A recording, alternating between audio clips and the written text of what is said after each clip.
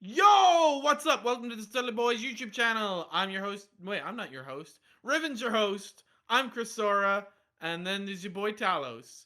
Today we're going to be talking about the rumored Final Fantasy Origin. We're going to be talking about some Pokemon news, Smash Bros. News, and an unfortunate departure from Square Enix. Be sure to stay tuned and find out all the news.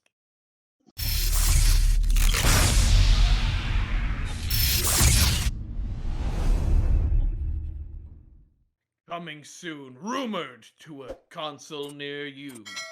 Final Fantasy Origins. Okay, so let's talk about this. Final Fantasy Origins, it's very much a rumor at the minute, but there's a lot of different people that are chirping about it and stuff like that, people covering it that we thought it was worth talking about. Well, Even though we don't normally try to cover rumors.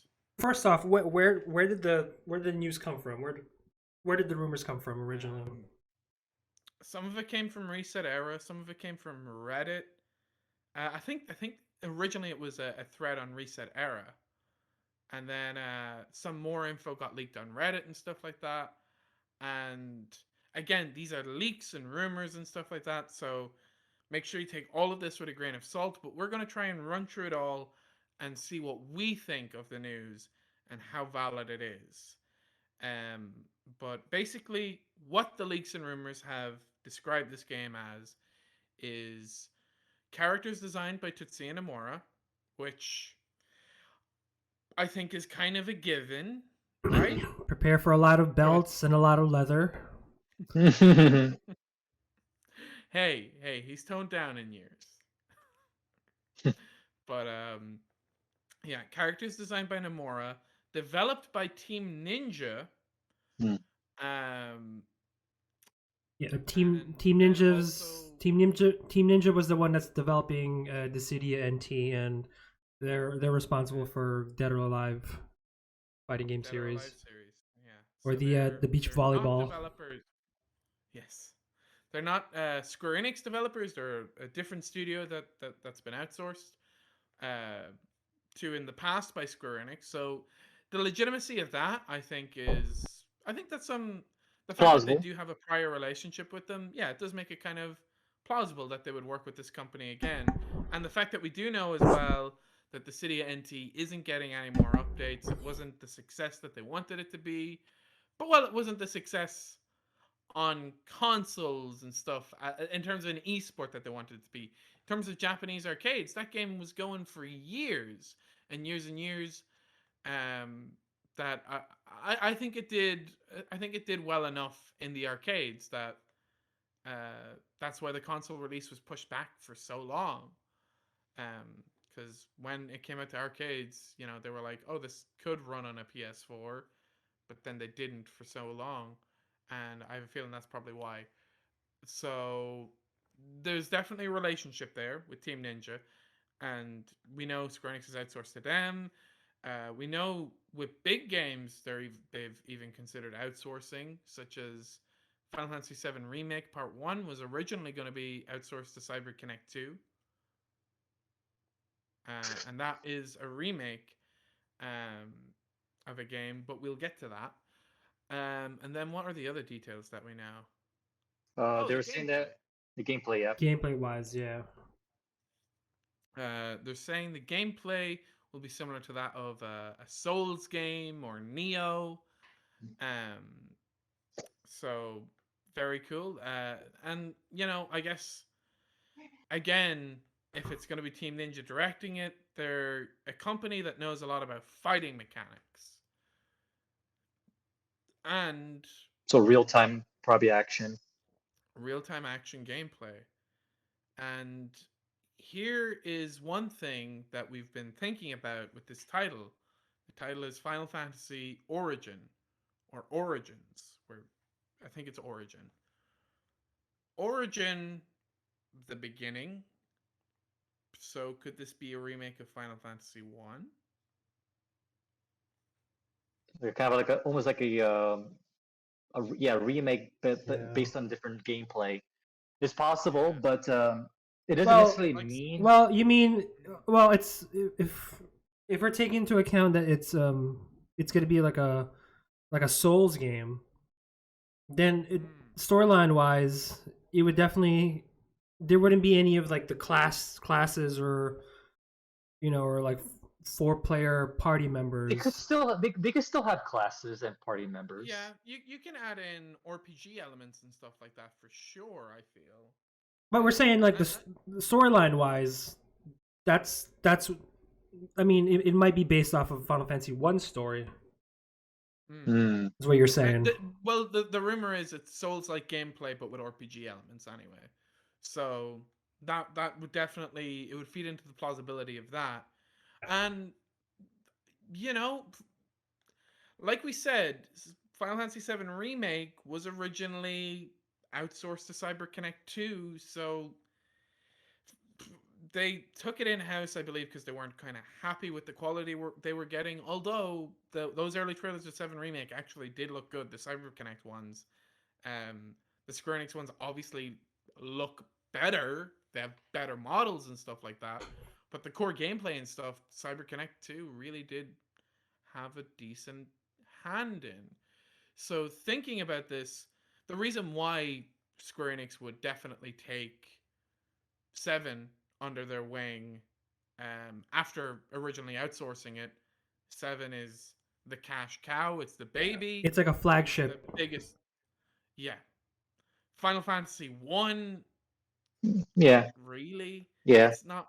It's not one that people often talk about. Yeah. It's not one The that. la- the last time was like with the PSP port. That was pretty much the last time you heard of that. Yeah. They can Yeah. afford to have it flop is what you're saying. Yeah, and the Cydia took a lot of elements from Final Fantasy One, like Cid of the Lufane, the Warrior of Light, Garland. What else was used? Final Fantasy One elements. Mobius. Mobius had the Warrior of Light, the same one that's in the Dissidia games. So again, part of why this also could tie into what if it's a Mobius remake? Mobius had various cameos from. Uh, Mobius was very interesting as a phone game. It had events um, such as it had like a Final Fantasy VII event with its own storyline about Cloud and Sephiroth, right?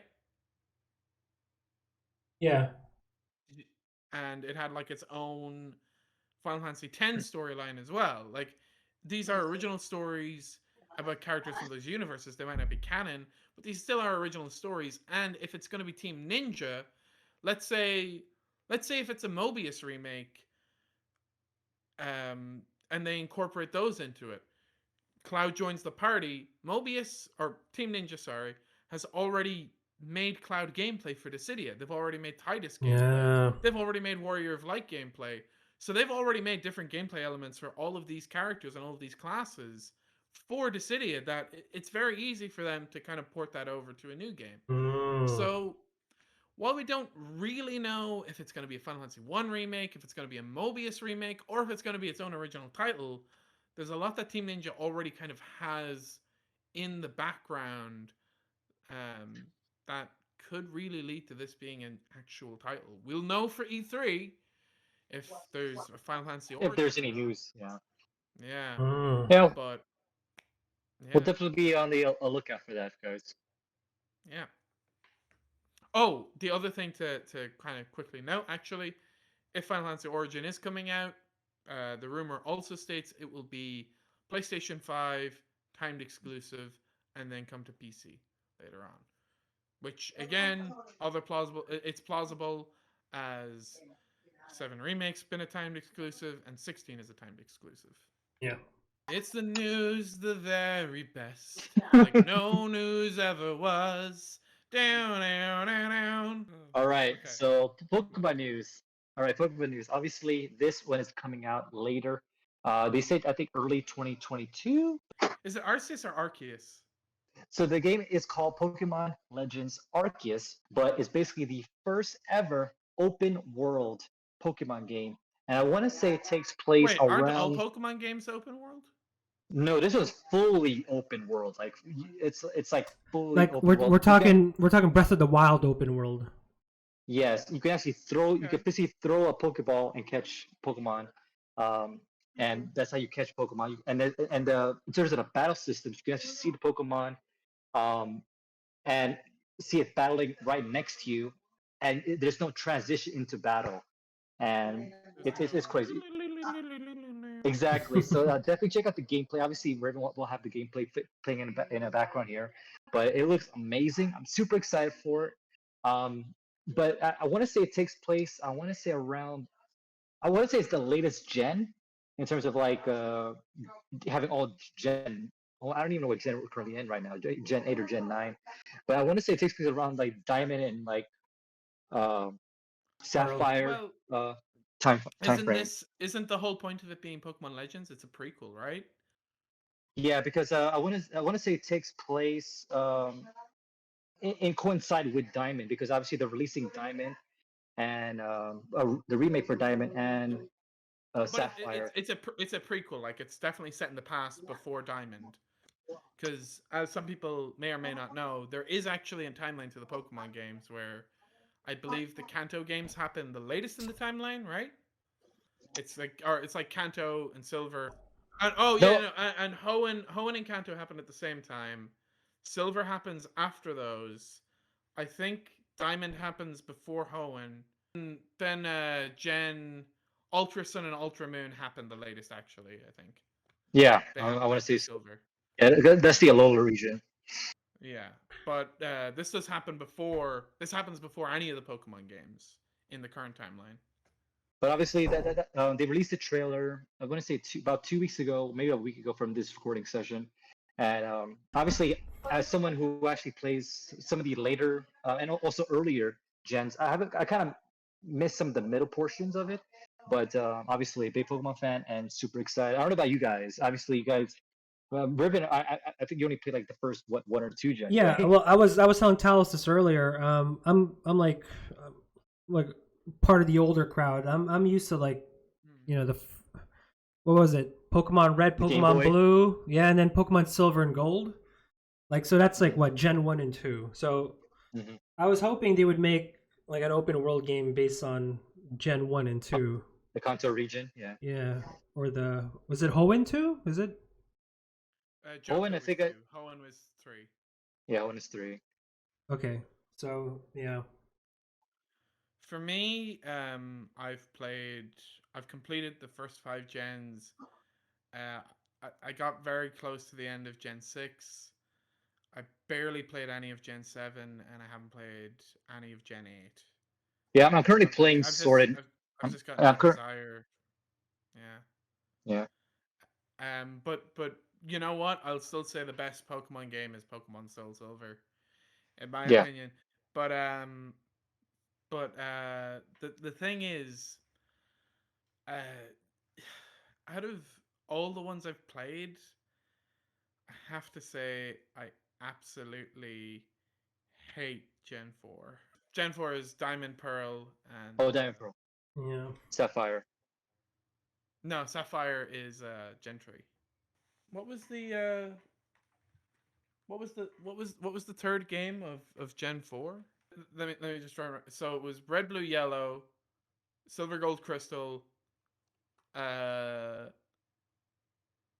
Silver, Gold, Which one Crystal, was black and white? Which gen Ruby, was That's like that? Sapphire, Gen. That's Emerald. like So Gen Ruby, 6 or Sapphire, 7. Emerald, Diamond, Pearl, Platinum, Diamond, Pearl, Platinum. It was Platinum. That's what Platinum. it was. Yeah, and then Black and White was Gen 5. Black and White was a really good Yeah. generation. Platinum Platinum was an improvement over Diamond and Pearl, but Diamond and Pearl themselves are actually a mess, and the story of Diamond and Pearl isn't really that great. If you guys want a really good review of the of just Pokemon games in general, or even just the Diamond and Pearl games, go check out Tamashi Hiroka. She is a wonderful Pokemon YouTuber. She's been around She's the for best longer than one. any of us have ever been around. Yeah, she's the best one so far cuz Jay Witz doesn't I don't think he makes videos anymore, Jay, right? I don't think so. Yeah, No, he doesn't make videos Yeah. he, anymore. he's mostly live streaming now. He's on Twitch. Okay. Hmm. But if you guys want some extra Jay Witz content, be sure to watch what's that? King of the Nerds season 2. Me and my housemates watched this recently, and it is actually amazing. Please watch King of the Nerds season 2. It's fantastic. Jay Witz is in it. Oh, can we do Chris Ora speedruns? Go. Okay. Go. Wait, hang on.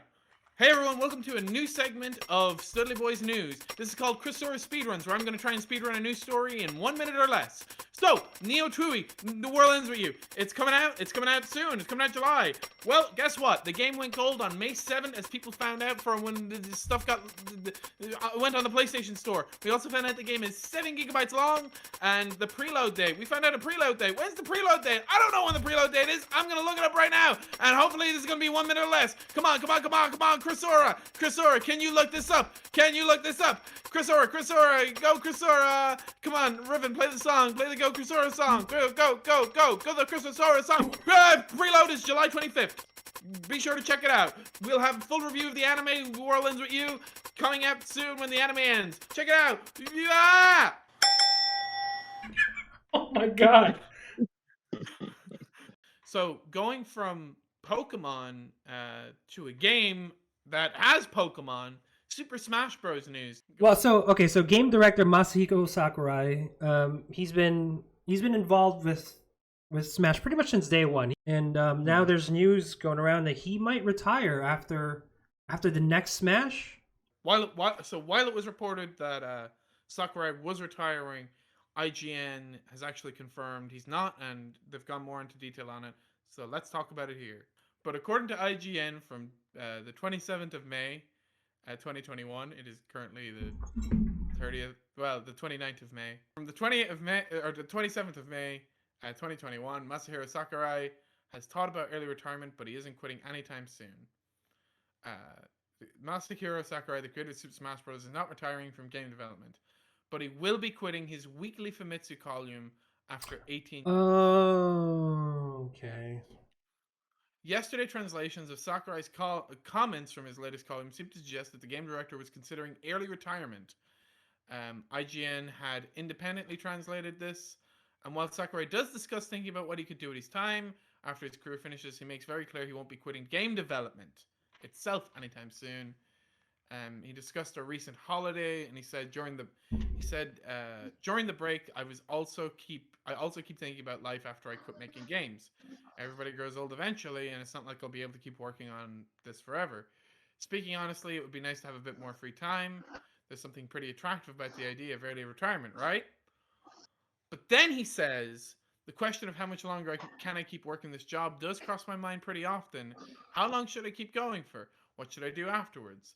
I believe these sort of questions are unavoidable for people my age or older. But this seems to be more of a thought that he kind of had in his head, because he then later on explained he's just going to stop writing for Famitsu. And there's 2 Smash Bros. Characters. There's 2 remaining ones to be released this year, so it makes clear that this also doesn't signal the end of his career with games. Like, he's not gonna quit game development after the new Smash Bros. Characters. The other thing to point out is, while yes, he's not quitting game development, that doesn't mean his next game is gonna be Smash Bros. He could eventually decide, because the man, he's the Smash Bros. Man. He makes all the Smash Bros. Games. He could eventually decide, you know what, we'll give this franchise to someone else to kind of take over, and I'll slightly oversee development and then work on his own passion projects. This is something that we've seen other developers do. So while we're talking about Sakurai, he's not retiring. Someone is, though, and this is some heartbreaking news for me. Shinji Hashimoto is stepping down. He's stepping down even more from his role in Square Enix. Shinji Hashimoto, of course, he was there's a big famous story about how Kingdom Hearts was created, that there was a Disney executive and a Square Enix executive in an elevator, and the 2 of them talked. I heard Hashimoto about that story. was the guy in the elevator, and he was such a big voice of the early Kingdom Hearts games, and he stepped down just before Kingdom Hearts 3 came from Kingdom Hearts, but he was still on the Final Fantasy franchise, and now he's stepping down from that, and his whole role in Square Enix now is to essentially train new people. Kitase is taking over for Hashimoto, and it's just, It's understandable. This happened at the Final Fantasy 14 Fan Fest. There's some lovely pictures of him being delivered flowers and stuff like that. But yeah, it's kind of heartbreaking seeing Hashimoto step down. It's understandable considering his age. Hashimoto he's 63 at the minute. He definitely looks older. He's been the source of so many memes and jokes for everyone for years, but he really has been a guy that's worked on our favorite games. You know, he started with Final Fantasy. He was the promotion producer for Final Fantasy VII, and then he started working on Final Fantasy VIII, and he basically was a main voice for a lot of the Final Fantasy games and the ports and stuff like that. But here's what I want to know though. Like, since Kitase, he was the game director for Final Fantasy VII Remake. If he's going to take over, no, Kitase was the game director for Final Fantasy VII, the original. He's just he's not the director for Part 2 or anything like that. There's a different guy that's the director for Part 2. Okay. Kitase is very much he is very he's much involved. in charge of a lot of he's very heavily involved with with the 7 remake. Maybe. What I want to know is how is that going to affect the development of Final Fantasy VII moving forward if he's taking over, Shinji Hashimoto's place? You think it's going to affect the whole project? I think because he's very much a big producer role of 7 Remake, I don't think it's going to affect that too much, but it will mean that a lot of his time will be split between all the other Final Fantasies as well as 7 Remake, which I suppose isn't a bad thing. Yeah. But other games to just note that Hashimoto produced all of the Kingdom Hearts games. The World Ends With You, that was another Hashimoto title. World of Final Fantasy was probably the last big title that Hashimoto produced, or Final Fantasy 15 either. But yeah, it's sad to see him step down. And when I said earlier he's the source of many memes, if you're a Square Enix fan, you've heard the whole thing of "Please be excited," right? You guys have all heard that. Mm-hmm. Yeah, I remember. That was him. That was Hashimoto.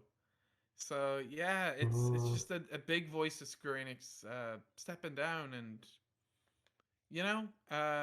all power to him. He is still working. He hasn't retired. Yeah, he's a corporate advisor training future leaders for the company, which is, That's admirable. considering his roles in the company, I think he's the perfect person to lead the next generation. But guys, that pretty much concludes it. Let us know what your thoughts are in the comments down below of everything that we talked about in today's video. If you haven't already, definitely consider giving us a subscribe, like this video, and we'll definitely see you in the next one. So until next time, it's Talos, Chrisor, and Riven signing out. Peace. Dudley's out.